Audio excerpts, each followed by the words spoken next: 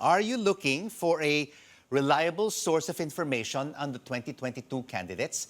The official voter information campaign partner of the Commission on Elections, Vote Pilipinas, has launched a new candidate profile dashboard highlighting all you need to know about the presidential and vice presidential aspirants. Vote Pilipinas founder Ces Rondario joins us for more on the fight against disinformation ahead of the election. Ces, thank you so much for joining us.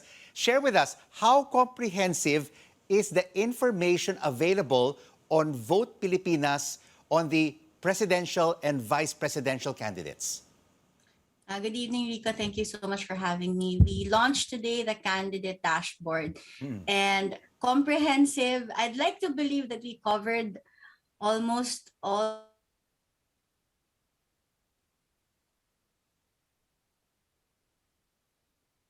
right? And we had, obviously, this is in partnership with COMELEC and with FOI. So a large part of this was really the things that we would like to present to the public. So comprehensive siya, background, educational attainment, their work history, the policies that they want to do, even the pending cases that are open for the public to scrutinize. Right. What about track record?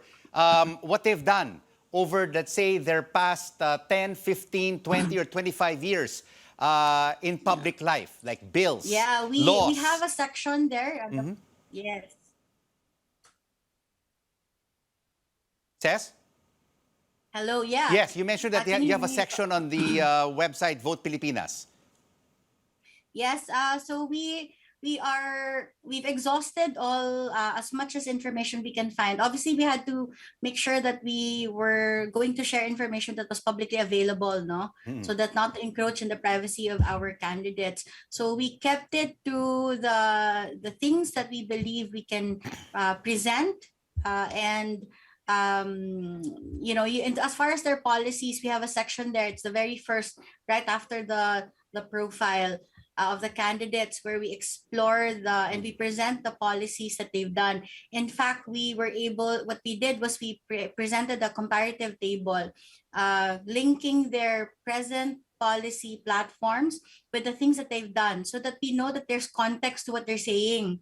Past track records, we even went back to what they've done, and I believe we are capping it to 15 to 20 years, because there are some there who have been in service for longer, but obviously we had to cap it, no? Yeah, because a lot of people only know their short-term track record of what they've done only over the past weeks or months or years. And many analysts have spoken too, no? Ces, have said that we do not really have a solid block of educated voters, and a lot still has to be done to improve voter maturity. Do you see voters really using your information to find out who is the most qualified aspirant to run the country for the next 6 years? Ces, can you hear me? We're experiencing some intermittent internet connection problems with Ces. Yes, Ces. Did you hear my question? A bit of it, but I heard. I guess you're asking me whether we think that people are looking for information such as this, right? Or yes. Okay. Well, this is my simple answer to that, Rico. I hope to believe that people want to come into like a war, diba? You want to come armed. I think Filipinos all want to have more information. The question is access. The question is, how do we aggregate all of this data? Because, I mean, there's no shortage naman to the information before this, right? Before Vote Pilipinas, we don't claim to be the first group to ever have presented, information about candidates. We just aggregated it, Rico. That's all we did. Yeah, because how can we really truly educate voters when there is so much misinformation, so much fake news being spread by troll farms and hackers? They now dominate the World Wide Web and this election campaign.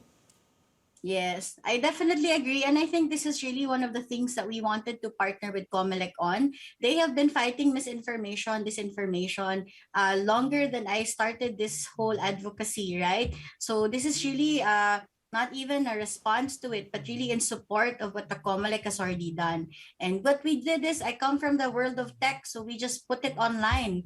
That's all we really did. But how will you be able to really promote Vote Pilipinas? For everybody to get into the site and really know the track record of these candidates, because the troll farms are really dominating the misinformation campaign.